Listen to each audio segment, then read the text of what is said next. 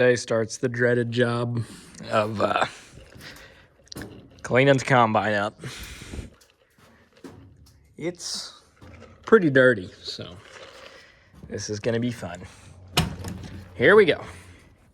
And on second thought, it's completely dead, so it didn't start. So we're gonna go get some jumper cables. Well, today sucks. We're washing. Corn head's cleaned up, put in the shed. Combine's a work in progress. What wax do you guys use for red equipment that works really well? Because this thing, it's shining up really good, but I want to give it a good coat of wax to really make it pop.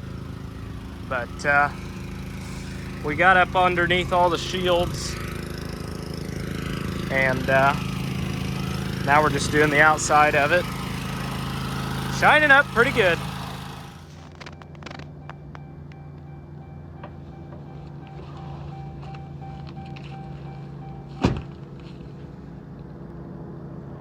Planes. Wow, that last one looks like.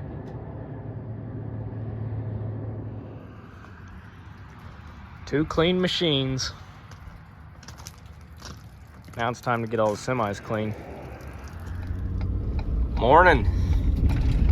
We've got the combine washed. Michael waxed it yesterday, and it is mint condition now. I mean, that thing is spotless. Sprayer too. So I'm gonna work on the Magnum and the grain cart this morning, get them clean, and then get the grain cart unhooked. Go from there. Up next is the Magnum and the grain cart. Time to get them cleaned up. Well, the cart was already relatively clean, and well, it's going in a shed where the birds like to do this, so I didn't really figure there was any point in really power washing it a whole lot, so it's just gonna stay in here like this. The Magnum, however, it is gonna get a little bit of a bath. It's got a little bit of junk on the back end here. Then front end's kind of dirty, but all in all, it's not that bad, so should be pretty quick to clean. I do have a differential seal that's starting to leak though, so we're gonna do some work on that this winter. And something in this pin here is starting to get loose. I'm hoping it's just a bushing or something, but I'd say we're gonna rebuild part of this front end. This tractor's only got like 1,000 hours on the motor, but it's only got like a hair over 5,000 hours total, so still in really good shape, still got a lot of potential, still got a lot of years left in it, so it's not gonna hurt us to tighten up that front end and seal it up at all. That's a wintertime job. Ah, nice clean cab. That's better.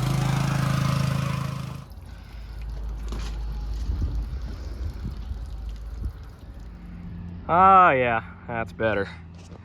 It's clean, cab's clean.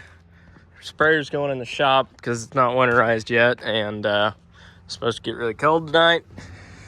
It'll be fine because I'm gonna have heat on in the shop. So just look at the shine on that thing though. See your, well, I don't want to zoom in too much. You can see the scratches, but thing cleaned up very, very nicely.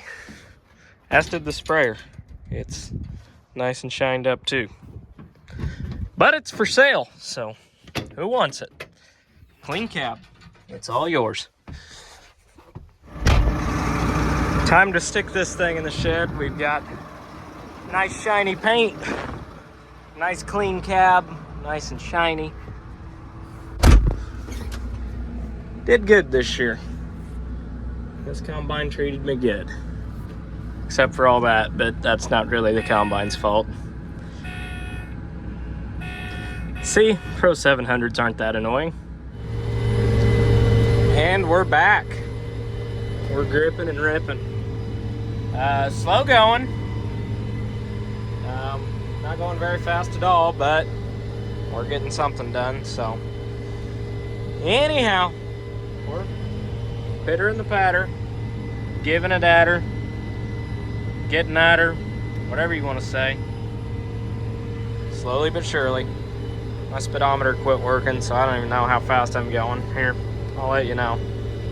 We'll go through our auto steer stuff. Okay, no we won't. It wants me to restart it. This is gonna get replaced with an ag leader this winter because the thing is just not cooperative at all. Doesn't pick up signal very well at all. It's just time to update that. And I really hate to justify that because I hate to buy one. It's hard to justify it. What I might do instead is just put a ag leader Integra, one of the I have an ag leader Integra right now in the Magnum, and I might put that Integra in this tractor and then put a new In-Command 1200 in this tractor, but I don't know, we'll see. But that would be nice to do, but we'll see. Anyhow, we're ripping. So like, I'm not saying there's a whole lot of compaction in this creek bottom, but like every time I pick up the ripper, I pull shit like that up, and I'm gonna say I'm doing some good down here. It's hard ground. This is a little wet right here because we're in a corner that is like below the sea level and shaded, and it's lower than, yeah, I mean, look at this. Look at this. We're not even moving.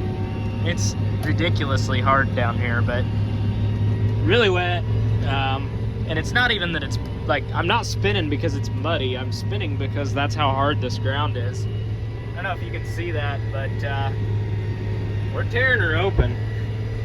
And if we have a wet spring, I'm gonna cry, because any piece of equipment I try and drive over this is gonna sink to China. But I feel like I'm doing some good, but I really won't know until next year. But very, very, very compacted farm. The people that farmed this before me were like 100% no-till, which there's nothing wrong with, but like, this is a creek bottom and it gets water over it a lot.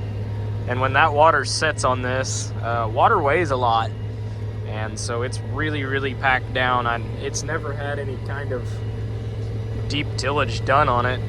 I mean, I don't know if it ever has, honestly. So it's not something I'm gonna do every year because I'm burning an ungodly amount of fuel right now, but I feel like it's gonna do some good for a few years to have this done. But this is where I also cut 5 bushel soybeans this year because they completely got murdered by water. Creek came up. There was probably enough water to cover these tires on this tractor over the top of them. So yeah, they don't grow very well when they've got that much water over them. A little too well irrigated. Again, we're completely stopped. You can see the stuff I pulled up on the last pass. Some very, very hard ground, and I actually raised this ripper up. I put more stops in it so I'm not going quite as deep. I have been ripping around 18 inches, and I'm ripping this about 14, and it's still bringing this tractor to a dead stop. So definitely the hardest compacted ground I've ripped all year. You can see, I don't know if you can see the cracks in the ground or not, but we're shattering it really well, which is what you want with a ripper. You want to see, and I don't know how well the camera picks it up, but in between those two shanks, you want to see that the dirt is heaving up between those shanks. Those shanks are 30 inches apart, and right dead center in the middle of the two, you want to make sure that they are raising up, basically. And they are, so that's good. But yeah, it's some really hard ground.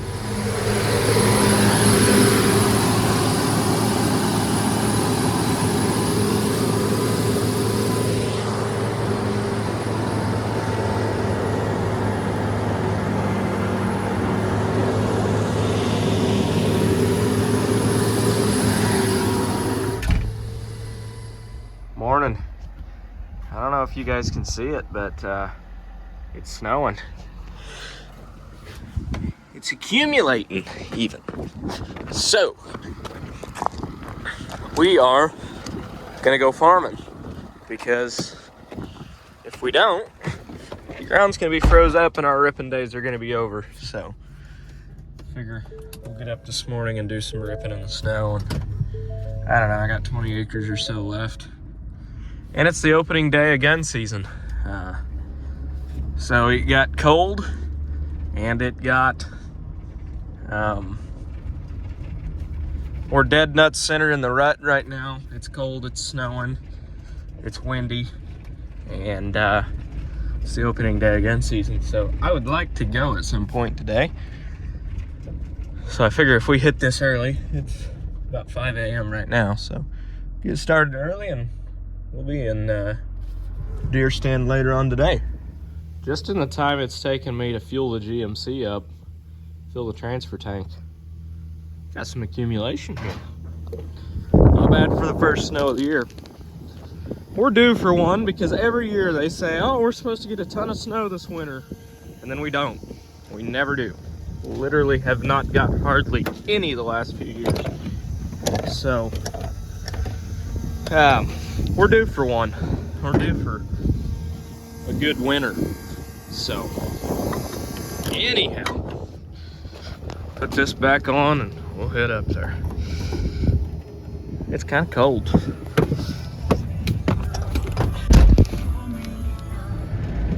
On second thought, we may not have the traction to pull the ripper. I don't know. I'd say we're gonna be slipping more than usual. It's coming down a lot more than I thought it was supposed to. I just looked at the radar and I don't know, we might be getting a couple inches, but I don't know. I mean, it's not gonna be a blizzard by any means, but it's more than they were calling for, let's put it that way.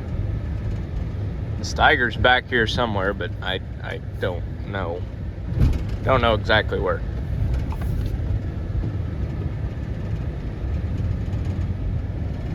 I think I see it. Yep. Yes, there it is. Okay, let's back up and fuel this old girl up. All right, I've never cold started this thing before, so here goes nothing.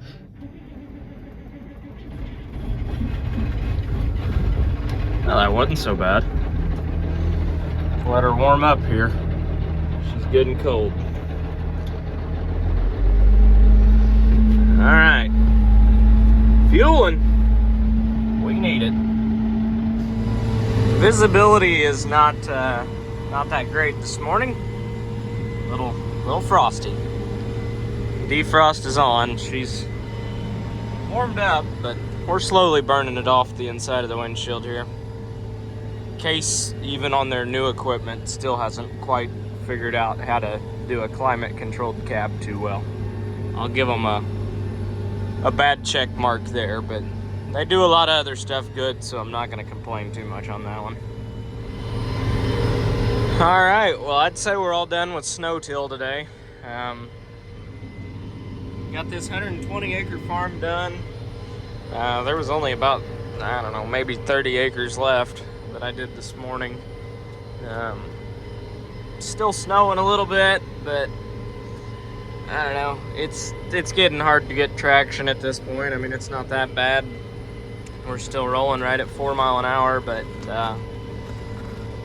got a couple inroads to do on my way out, and then I think I'm gonna head home. So my wife just called and said there's 2 cars in the ditch in front of our house.